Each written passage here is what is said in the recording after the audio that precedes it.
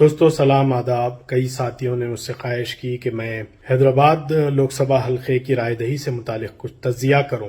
ساتھیوں، سب سے پہلے میں آپ کو یہ بتانا چاہتا ہوں کہ ہر طرف یہ سوچ و فکر ہے کہ اس مرتبہ ووٹ کم ڈالے گئے، لیکن اعداد و شمار یہ بتاتے ہیں کہ گزشتہ کے مقابلے میں اس مرتبہ جو رائے دہی ہوئی ہے وہ بہت اچھی ہوئی ہے. ایک دن قبل ٹائمز آف انڈیا نے ایک خبر دی ہے، اس کے مطابق 2019 سے اس الیکشن کا ہم تجزیہ کرتے ہیں تو حیدرآبادی پارلیمانی حلقے میں 19 کے مقابلے میں 2 لاکھ سے زائد ووٹ ڈالے گئے اور پہلی مرتبہ حیدرآبادیوں نے اس حلقے میں 10 لاکھ سے زائد اپنے ووٹ ڈالے ہیں.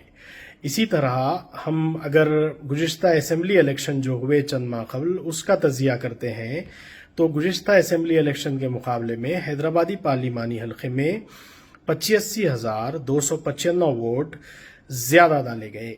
اسی طرح جب ہم مزید تجزیہ کرتے ہیں تو صرف گوشہ محل کو چھوڑ کر تمام اسمبلی 6 حلقے اسمبلی جات چندران گٹا، بہادر پورہ، یاقوت پورہ، چار مینار، یہ تمام حلقوں میں گوشہ محل کو چھوڑ کر زیادہ رائے دہی ہوئی. صرف گوشہ محل میں اسمبلی کے مقابلے میں کم رائے دہی ہوئی، جبکہ تمام حلقوں میں اسمبلی کے مقابلے میں زیادہ رائے دہی ہوئی اور مجموعی طور پر 3.5% زیادہ رائے دہندوں نے حق رائے دہی سے استفادہ حاصل کیا.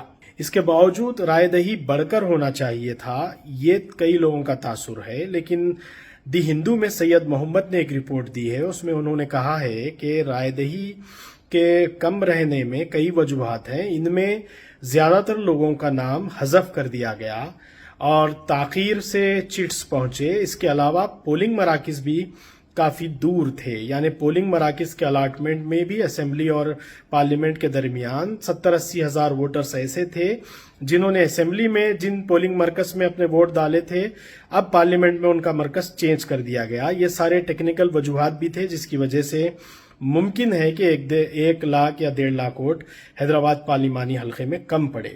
لیکن ہم مجموعی جب تجزیہ کرتے ہیں تو ہمیں پتہ چلتا ہے کہ پارلیمانی حلقے میں گزشتہ 20 سال میں جس حساب سے رائے دہی ہو رہی تھی، 99 کے بعد کم رائے دہی کا ایک رجحان تھا. لیکن اس الیکشن میں خاص بات یہ ہے کہ 3-4% رائے دہی بڑھ کر ہوئی اور پہلی مرتبہ 10 لاکھ کے ہندسے کو حیدرآبادیوں نے پار کیا ہے. امید ہے کہ وہ آگے بھی نکل کر اسی طرح سے ووٹنگ کریں گے. شکریہ.